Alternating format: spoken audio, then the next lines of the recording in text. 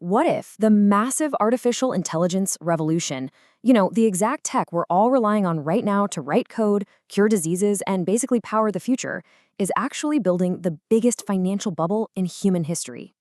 Right now, everyone is rushing to invest in AI. It's being treated like an absolute gold rush, with companies literally throwing billions of dollars at the hype. But we aren't talking about rogue sci-fi robots taking over the world here. We're talking about a catastrophic economic crash that could wipe out millions of jobs and drain stock markets globally. Welcome to This Explainer. Today, we're breaking down a really eye-opening warning that's making serious waves across global financial markets right now. We're looking at a core theory from renowned financial analyst Robert Peston.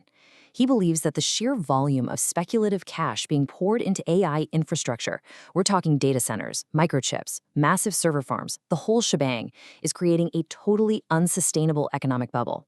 And if it's left unchecked, this could trigger a major global financial correction within the next 12 months. Now, you might be thinking, hey, I don't own any tech stocks, so why should I care? Well, even if you don't actively trade on Wall Street, this potential bubble could drastically impact your retirement accounts, your company's hiring budget, and honestly, the broader health of the entire global economy. Now, this isn't just doom scrolling. When Robert Peston claims that our current AI boom is heading straight for a wall, people really listen. In the world of economic journalism, timing is absolutely everything. Back in September 2007, Peston broke the historic news that Northern Rock, a major British mortgage lender, was secretly seeking emergency financial support. That single scoop basically signaled the onset of the 2008 global financial crisis, way before mainstream institutions even admitted there was a problem. He was also among the earliest analysts to sound the alarm about the severe economic shock of the 2020 pandemic. You see, his focus is always on underlying balance sheets rather than corporate hype. And that incredible track record is exactly why his current warnings matter so much to everyday people like you and me. Okay, let's dive into this. We're going to start with the trillion-dollar question. Wrap our heads around how economic bubbles actually work. Look at the AI infrastructure trap. Break down the two-phase crash Peston is predicting. Discuss how this impacts your life. And finally, explore the long-term reality. Section 1. The trillion-dollar question. Who is Robert Peston? Section 2. Understanding economic bubbles. The vintage bicycle analogy. Let's move to the next concept and see how this builds. To truly grasp what Peston is warning about, we first need to understand the mechanics of an economic bubble. Let's use a really simple, real-world analogy: the vintage bicycle. Imagine a small neighborhood where suddenly everyone becomes obsessed with buying vintage bicycles. At step 1, a normal vintage bike costs $50. It gets you from point A to point B, right? But then hype takes over. A few wealthy collectors step in, buy up the supply, and loudly claim these bicycles are the absolute future of transportation. Suddenly, at step 2, that wild hype drives the price to $10,000. Regular people in the town get caught up in the frenzy. They stop buying groceries just to invest in bikes, hoping to get rich quick. Investors build massive factories just to polish bike chains. But then, at step 3, a harsh reality sets in. Someone eventually looks at their $10,000 vintage bike and asks, wait, why am I paying an absolute fortune for something I just pedaled to the grocery store? The actual utility of the bicycle hasn't changed one bit. It's still just a two-wheeled frame that goes maybe 15 kilometers per hour. No one is actually paying money to use the bicycles for daily transport at those insane prices. People are only buying them to resell them to the next guy. The moment everyone realizes the real-world utility hasn't changed, panic sets in. And at step 4, everybody tries to sell at the exact same time, and the price crashes right back down to $20 overnight. Which brings us to a formal definition. A financial bubble is a sudden disconnect between market hype and real-world cash flow. Going back to our analogy, when the bubble bursts, the bike shops go bankrupt, the local banks that loaned people money to buy the bikes lose everything, and the workers at the chain polishing factory lose their jobs. That massive gap between what people think something is worth and the actual cash it can reliably generate is the very essence of a bubble. And in the tech world, bankrupt bike shops look exactly like bankrupt tech startups when the hype completely outpaces the actual real-world utility. Section 3. The AI infrastructure trap. Parallels to the dot-com crash. This right here is Peston's core warning. He sees striking parallels between our current AI boom and the infamous dot-com crash of the year 2000, when companies were just throwing money at literally anything with a dot-com in its name. Right now, tech giants and venture capitalists are pouring hundreds of billions of dollars into building AI infrastructure. The huge danger lies in the gap between two key concepts: capital expenditure, and monetization. Capital expenditure is the absolute fortune being spent to build these AI systems. We're talking about buying hundreds of thousands of GPUs, those highly advanced microchips required to train AI, and building massive data centers. These data centers are gigantic warehouses packed with computers requiring mind-boggling amounts of electricity, complex cooling systems, and rare materials just to function. The costs are astronomical. Monetization, on the other hand, is the actual profit companies make by selling AI services to everyday customers. Think about a $20 a month subscription to a chatbot. Well, those $20 subscriptions are just pennies compared to the billions upon billions of dollars being spent building the servers. Peston argues that this creates a massive, totally unsustainable gap between what tech giants are spending and what they're actually earning. And this brilliantly illustrates the stark math dilemma that enterprise businesses are facing today. While AI tools are incredibly impressive at summarizing text or generating images, companies are discovering that running these complex models is extraordinarily expensive, and they don't always replace human labor like they hoped. Imagine a massive marketing firm. They might pay millions for top-tier enterprise AI licenses, hoping to replace a dozen human copywriters to save a ton of money.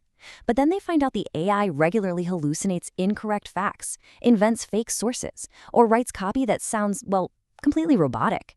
So they end up having to hire human editors to fix the AI's mistakes anyway. If an enterprise spends $10 million a year on AI software subscriptions, but only saves $1 million in operational efficiency because the expected savings never actually materialize, the net financial reality simply doesn't add up over the long run. The costs drastically outweigh the savings. Section 4. The two-phase market crash. Peston's prediction.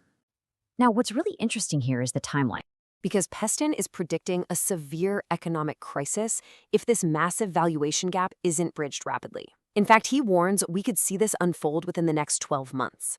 He outlines this as a two-phase crash. Step 1 is a financial market correction, followed by Step 2, which is labor and social disruption. We really need to think of this as a domino effect. When the realization finally hits that AI isn't instantly printing money, it won't be a slow, gentle decline. It's going to be a rapid, chaotic two-step drop. So let's break down exactly what these dangerous phases look like. In Phase 1, we see a financial market correction. The exact moment major tech companies report earnings showing slowing revenue growth from AI services, institutional investors, the massive Wall Street firms that manage billions of dollars, are going to realize that the return on investment is taking far longer than promised. This triggers a rapid tech sell-off as everyone rushes for the exit at once. Now, why does this impact regular people? Because most people's retirement funds, like a 401k or a standard pension, are heavily invested in index funds that track the broader market like the S&P 500. And right now, those funds are completely dominated by just a handful of massive AI-focused tech companies. If their stock prices plummet, your retirement account falls right alongside them. This sharp drop in tech valuations creates a vicious cycle across the broader stock market, squeezing global retirement portfolios and tightening credit, which makes it harder for regular, everyday businesses to get the loans they need to just operate. Then comes Phase 2, labor and social disruption. Desperate to justify the absolute fortunes they spent on AI infrastructure, companies will feel forced to execute aggressive cost-cutting measures. Historically, automation threatened blue-collar, manual labor jobs. But in this crash, white-collar knowledge workers are directly in the crosshairs. We're talking about coders, copywriters, HR professionals, and middle management being laid off as companies attempt to replace them with AI to balance the books. But here is the massive economic paradox. If companies lay off millions of white-collar workers just to pay for their incredibly expensive computer servers, overall consumer spending power plummets. Unemployed people don't buy new cars, go out to restaurants, or pay for luxury goods. When spending drops, regular businesses across the globe sell fewer products, leading to broader economic stagnation and very real social instability. Section 5. Impact on your life. Protecting your career and finances.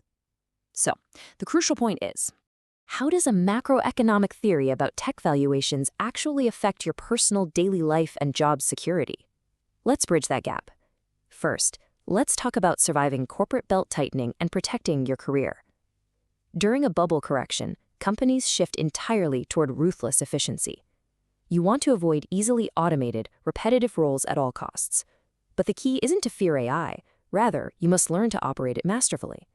Focus on delivering tangible, cost-saving results for your employer. For example, if you're a marketer, don't just sit back and let AI write your copy. Use AI to analyze complex customer data twice as fast, so you can design fundamentally better, more human campaigns. You want to position yourself as the indispensable, irreplaceable human operator who actually uses these tools to drive real business value, making yourself absolutely vital regardless of how the market swings. Second, you need to deliberately safeguard your personal finances. If you have money in mutual funds or retirement accounts, expect temporary market volatility if AI stocks take a hit. The golden rule here is to absolutely avoid panic selling during a downturn. Seriously, when you panic sell while the market is low, all you're doing is permanently locking in your losses. Remember that rational market corrections naturally follow periods of intense, irrational hype. Instead of panicking, focus on building a diversified financial plan right now. In simple terms, diversification means not putting all your eggs in the Silicon Valley basket. Ensure your investments are spread across different industries, like healthcare, consumer goods, or real estate, so that your financial future doesn't rely solely on the sky-high valuation of a few tech companies. Section 6. The long-term reality. After the bubble pops. So what actually happens after a tech bubble bursts? Because history actually gives us a lot of optimism here. Let's explore what happens to revolutionary technology after the initial financial frenzy inevitably fades. Compare AI's trajectory to the original internet. In the late 1990s, we had massive speculative internet hype. Investors threw money at literally anything digital. In 2000, the dot-com bubble crashed violently. Hundreds of overvalued startups with zero actual utility, like the famous Pets.com, crashed and burned, going completely bankrupt. But the underlying technology of the internet didn't go away. Out of the ashes of that exact same crash came sustainable juggernauts like Amazon and Google. By the 2010s, a real, robust internet economy emerged. The future of AI applications will likely normalize in the exact same way. The AI crash will wipe out the hype-driven companies, but the genuinely useful, efficient technology will remain behind to fundamentally reshape the world for the better. The ultimate lesson here is about balancing technological optimism with harsh economic realism. Robert Peston's warning is a crucial reality check for everyone getting swept up in the frenzy. It reinforces that while artificial intelligence is undeniably amazing and transformative, absolutely nothing, not even the most revolutionary technology in human history, can escape the fundamental laws of economics. So I leave you with this final, thought-provoking question to reflect on. Now that you see the massive gap between AI hype and real-world business profit, will AI deliver on its promises fast enough to prevent a market crash? Or are we heading straight for a dot-com-style correction? Let that sink in. Thanks for joining me on this explainer, and I'll catch you next time.